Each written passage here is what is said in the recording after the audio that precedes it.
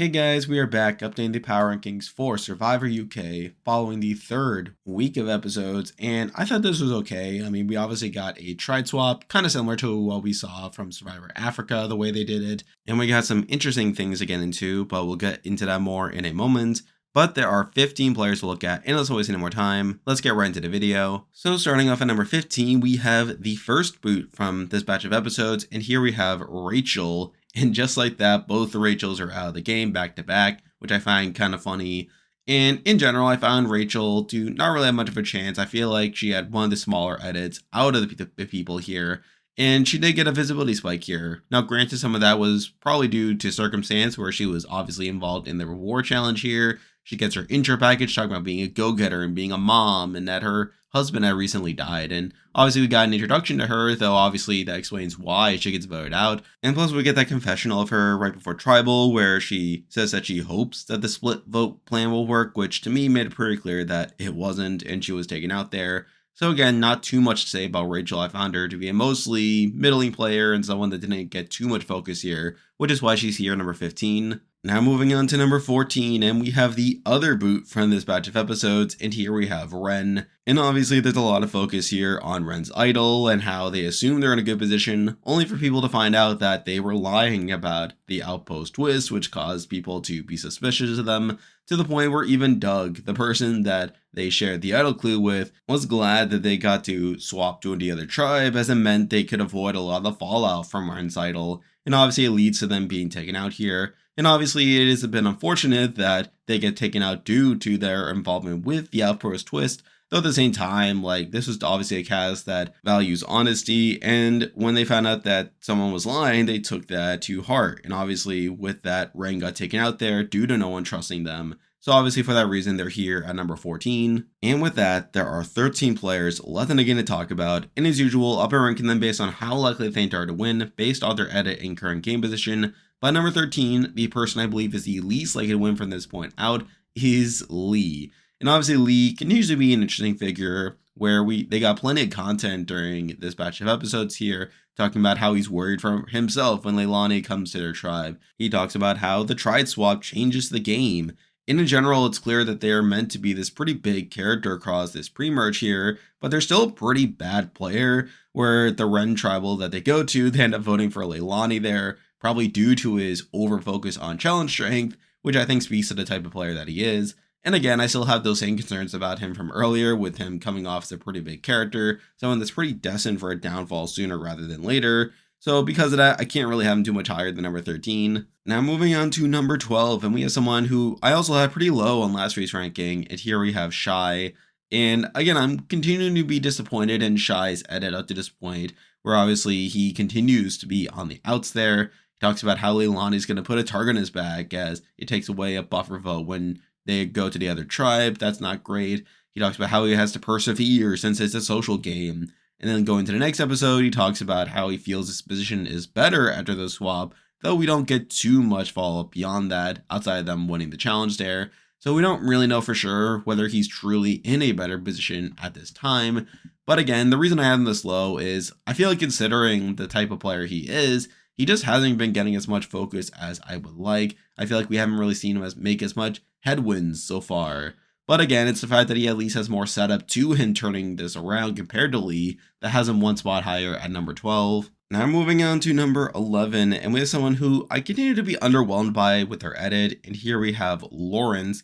And Lawrence is someone that we obviously know at this point is not in a great spot on their tribe, where him and Shai were talked about as potential options to go on the reward as a way of making them feel more secure within the tribe, but obviously they don't end up going with Shai going instead. And I feel like Lawrence is also someone that hasn't really gotten too much focus in the edit either, which is a big worry there. So obviously, sort of similar to Shai, I do worry a lot for him if they ever go to tribal, where they could obviously be just fodder in that case. But again, I feel like compared to Shai, I feel like he's a bit more likely to stay if they were to go to tribal compared to Shai. But again, admittedly, I feel like they have lower upside at this point based on their edit, which is why they're here at number 11. Now moving on to number 10, and we have someone who I was a bit higher on last week, but I feel like they kind of fell back down to earth this week, and here we have Hannah. And Hannah's another one that I feel like has been largely under-edited. I feel like she hasn't really been showcased nearly as much as what she probably should have. And it's not great considering that her main focus comes in episode 6, where they go to Tribal, where she talks about not trusting Ashley and that she wants Ashley to go, only for her to not get her way there. Which, again, it is consistent with how she votes, but she still doesn't get her way there, which is not great there. It doesn't really speak to her good game position on the tribe. So obviously that's a concern. And again, with her just being under-edited, I don't have too much faith in her at the moment, which is why she's here at number 10. Now moving on to number 9, and realistically I could see this person rebounding based purely off their edit, though I can't exactly ignore how they played this week. And here we have Leilani. And again, I feel like Leilani is probably a bigger character than how I'm representing her on the power ranking here, but she does play kind of actually bad here, where she obviously gets swapped onto Lanina due to the twist from the end of last week. And we do see her like being pretty welcome there at first, where she tells this lie about being sent over due to her calling out Shai, and obviously that was a big reason why she gets swapped over. But then later on, like, we see her wanting to come clean and her wanting to be honest, and she does come clean, admitting to the tribe that she lied to them and that there was actually this twist. And we obviously see the repercussions of that, where people talk about not trusting her and that they feel like she can't believe that they lied. And obviously that's not particularly great. So I feel like that's a big reason why I have them a bit lower here. But again, I feel like they can definitely recover. I feel like their edit has been bigger and more consistent than other players we'll be talking about in a moment. But again, can't fully ignore what just happened this week, which is why they're here at number 9. Now moving on to number 8. And again, this person's content was a bit more circumstantial than Leilani's, but I still feel like they're heading in the right direction. And here we have Matthew, who obviously got a big spike in content here, where first up in episode 5, talks about how he doesn't know if he can target Shai due to his performance and challenges. That ultimately leads to him getting his way and targeting Rachel in that round. And obviously he gets a lot of content during the swap episode, where he is one of the people to swap over to another tribe. Talks about how him and Tanuk had to stick together. And again, a lot of it does feel circumstantial. I feel like he's probably not that major of a character across the season. It's sort of similar to Ren. It's very possible that he's just like getting screen time because he's absolutely necessary to the story here. So I'm not truly sure what to make of his edit right now, but again, it was more content here than last week, which is why he's here at number 8. Now moving on to number 7, and we have another player whose position isn't that great, but they are still getting relatively consistent content. And here we have Ashley. And again, so far, I've been a bit disappointed by Ashley's position, where it feels like she's constantly being targeted. And we did see that once again, where obviously she was the target of Ren and Hannah during this past round. And obviously that's not particularly great. She ends up surviving this round due to her being the majority, telling Christopher and Lee that she wants to target Ren, and obviously she gets her way there.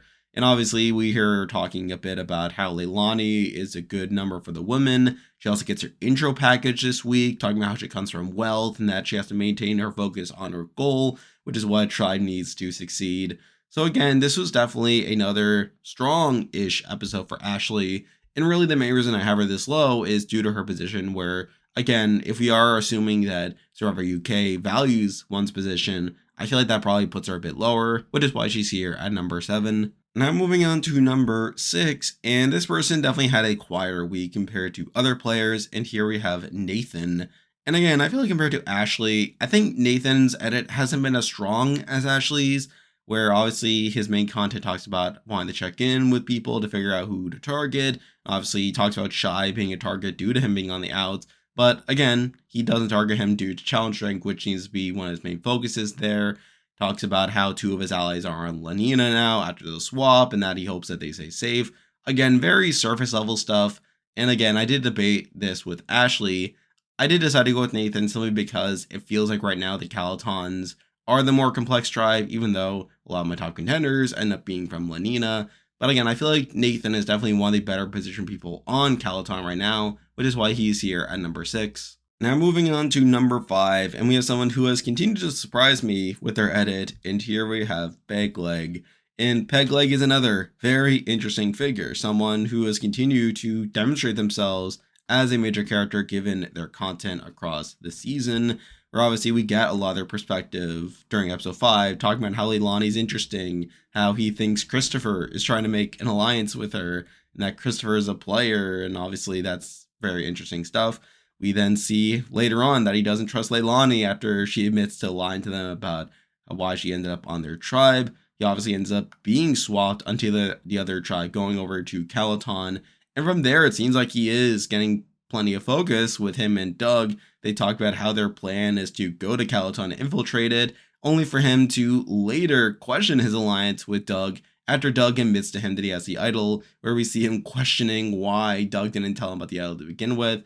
Again, very interesting content here, and obviously some of it's circumstantial, given obviously he's one of the SWAT people. But I still feel like Pegleg is probably one of the bigger characters across the season, and he's one of the players that's gotten a more consistent edit, which is why he's here number 5. Now moving on to number 4, and similar to Pegleg, this person has gotten a very consistent edit up to this point, and here we have Jess.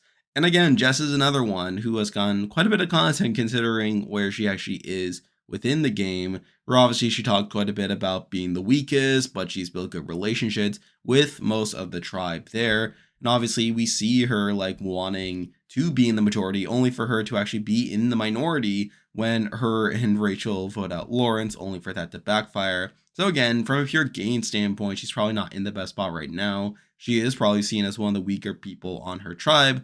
But again, she is someone who has gotten a decent amount of content, someone who has clearly established themselves as one of the more consistent presences across the season. So obviously that's something we even see after the tribal, that she gets to explain herself a little bit, talking about how she needs to step up her game. So again, that's something at least. But I feel like the top 3 are more solidified to me at this point, which is why she's here at number 4. Now moving on to number 3, and it is the same top 3 as last week, and it's just a matter of ordering them. Though I did change the order a bit, and at number 3 we actually have Doug.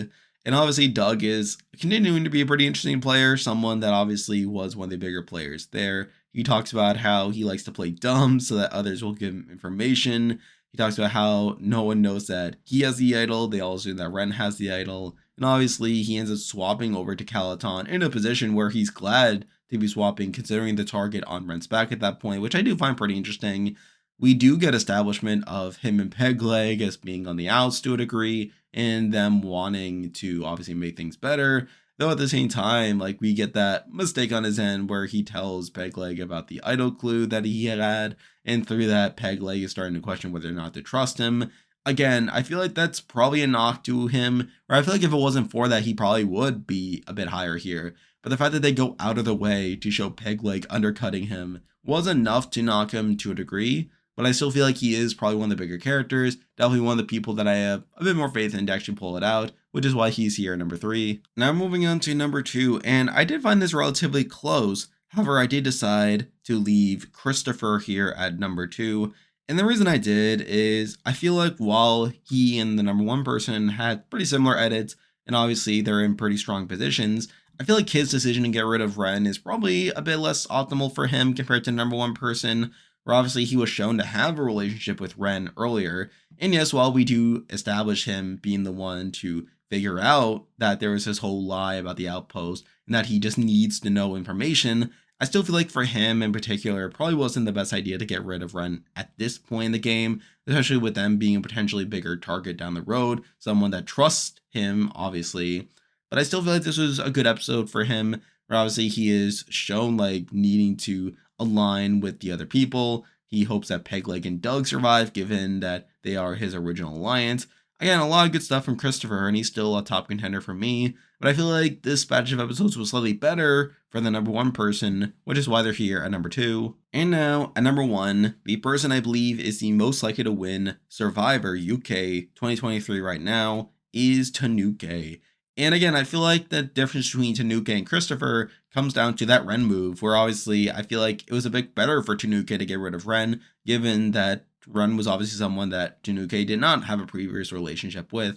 But sort of similar to Christopher, she gets pretty good content here. She gets plenty of strategic content talking about how she wants Shai to feel secure due to him like being on the outs there. She's obviously the one that gets swapped over there instead. She gets her intro package talking about how making friends is her superpower, which I find pretty interesting. She talks about how she can play the swap right. She'll be in the best position through her building relationships on both sides. Again, I feel like Tanuk is someone that is clearly being propped up within the edit, and I feel like she's someone that I feel like can do pretty well across the season. And I feel like with the actual gameplay here being a bit better for Tanuk here, I did decide to leave her here at number 1. And there we go, that will do it for this week's video. If you like this content, be sure to like and subscribe, really helps out with the channel. And I'll be back again next week to update the power rankings again, so you can stay tuned for that. I'm covering Survivor 45 and The Amazing Race 35, so you can expect weekly power rankings of those shows. I'm on Patreon now, so if you want to consider supporting the channel, you can do so by clicking the link in the description. And you can also join the Discord server by clicking the link in the description. There's a lot of stuff coming your way, but for now, that is the video. See ya.